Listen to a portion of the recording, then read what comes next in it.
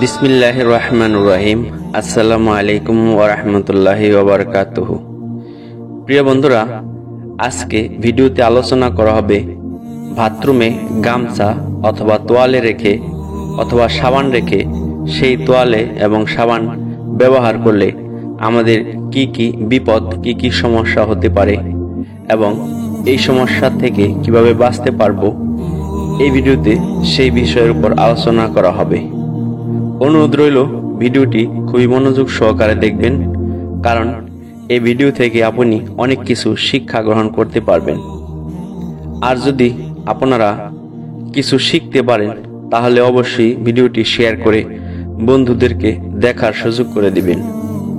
সম্মানিত বন্ধুরা, আমরা মুসলমান, কিন্তু ইসলাম ধর্ম আজ আমাদের জন্য মসজিদ এবং মাদ্রাসায় সীমাবদ্ধ এবং আমাদের মাঝে শুধু নামাজ রোজা ছাড়া অন্য কোনো ইবাদত ও আমল লক্ষ্য করা যায় না।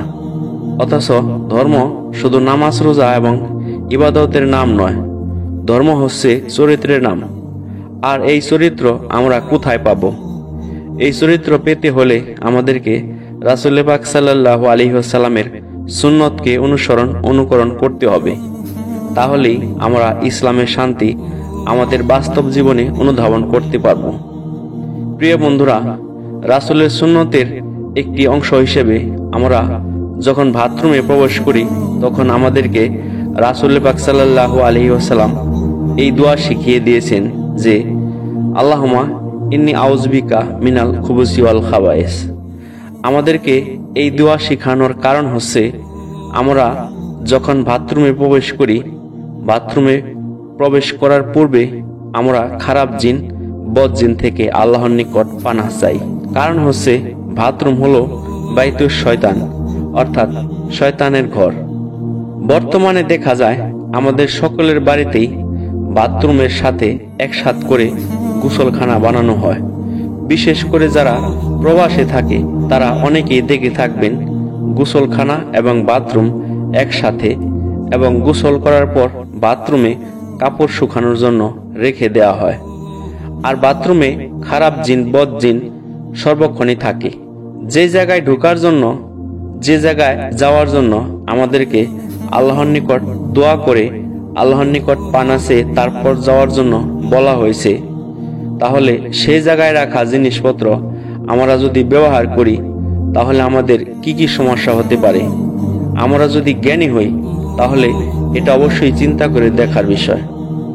এজন্য আমরা যখন বাথরুমে তোয়ালে অথবা গামছা রাখি এবং অন্যান্য জামা কাপড় শুকাই, তখন শয়তানের সাহচর্য থেকে আমাদের জামা কাপড়ের মধ্যে একটা নেগেটিভ এনার্জি তৈরি হয়, এবং এই নেগেটিভ এনার্জির কারণে আমরা যখন সেই জামা কাপড় পরি কিংবা তোয়ালে গামছা পরবর্তীতে ব্যবহার করি, তখন আমাদের মনের অজান্তেই আমাদের শরীরে বিভিন্ন প্রকারের রোগ ব্যাধি তৈরি হয়।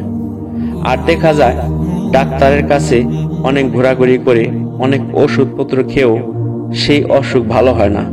এমনকি ঝাড় ফুঁক, তাবিজ কবচ অনেক কিছু ব্যবহার করার পরও আমরা সেই অসুখ থেকে মুক্ত হই না। আমরা যদি আধুনিক বিজ্ঞান থেকে পর্যালোচনা করি তাহলে দেখব বাথরুমের মধ্যে অনেক ব্যাকটেরিয়া, জীবাণু, জার্মস থেকে থাকে।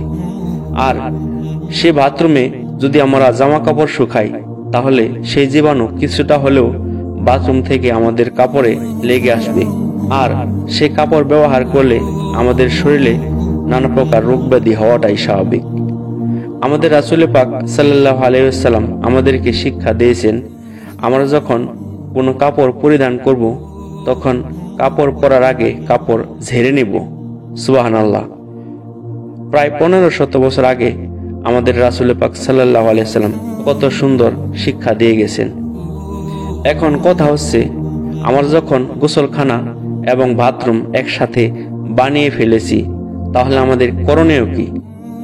আমাদের করণীয় হচ্ছে, আমরা চেষ্টা করব যেখানে বাথরুম রয়েছে সেরকম গোসলখানায় আমরা যেন আমাদের জামা কাপড়, তোয়ালে, গামছা না শুকাই।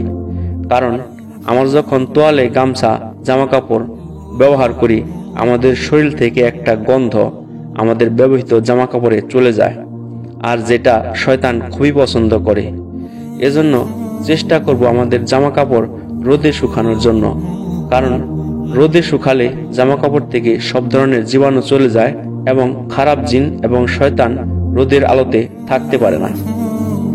আর চেষ্টা করব আমাদের শরীরে যে সাবান ব্যবহার করি সেই সাবান গোসলখানায় ব্যবহার করার পর গোসলখানায় না রেখে ঘরের অন্য কোথায় রাখি।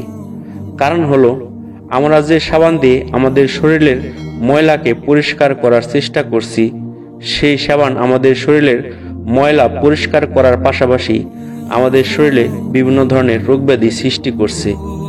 কারণ গোসলখানায় সাবান থাকলে সেই সাবানে শয়তানের আসর পড়ে, কারণ সাবান তৈরি হয় পশু চর্বি থেকে, আর যেটা জিনেরা খুবই পছন্দ করে। একটু চিন্তা করে দেখুন, যে সাবান রাতভর শয়তানের সঙ্গে থাকে সেই সাবান দিনের বেলায় আমাদের শরীরকে কিভাবে ময়লামুক্ত করতে পারে।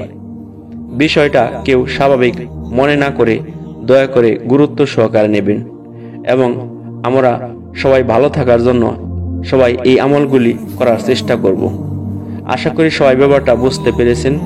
আর যখনই গোসলখানায় কিংবা বাথরুমে ঢুকবো তখনই আল্লাহুম্মা ইন্নী আউযুবিকা মিনাল খুবুসি ওয়াল খাবাইস এই দোয়া পড়ে ঢুকবো। আল্লাহ তাআলা আমাদের সবাইকে হেফাজত করুন এবং তার প্রিয় হাবিবের চরিত্র এবং সুন্নতকে অনুকরণ করার তৌফিক দান করুন, আমিন। প্রিয় বন্ধুরা, আমাদের সকলেরই পিতামাতা আত্মীয় স্বজন কেউ না কেউ এই দুনিয়া হতে ইন্তিকাল করে গেছেন। আসুন এই ভিডিওর মাধ্যমে সকলের কাছে আমার অনুরোধ, আমরা প্রতিদিন কিছু না কিছু নেক আমল করি এবং সেই নেক আমলের সওয়াব আমাদের মৃত আত্মীয় স্বজনের রূহের উপর বকশিশ করি এবং তাদের জন্য সদা সর্বদা দোয়া করি। সবাই আমার জন্য দোয়া করতে ভুলবেন না। সবাই ভালো থাকবেন। আর ভিডিওটি ভালো লাগলে অবশ্যই বন্ধুদেরকে শেয়ার করে দেখার সুযোগ করে দিবেন। আসসালামু আলাইকুম ওয়া রাহমাতুল্লাহি ওয়া বারাকাতুহু।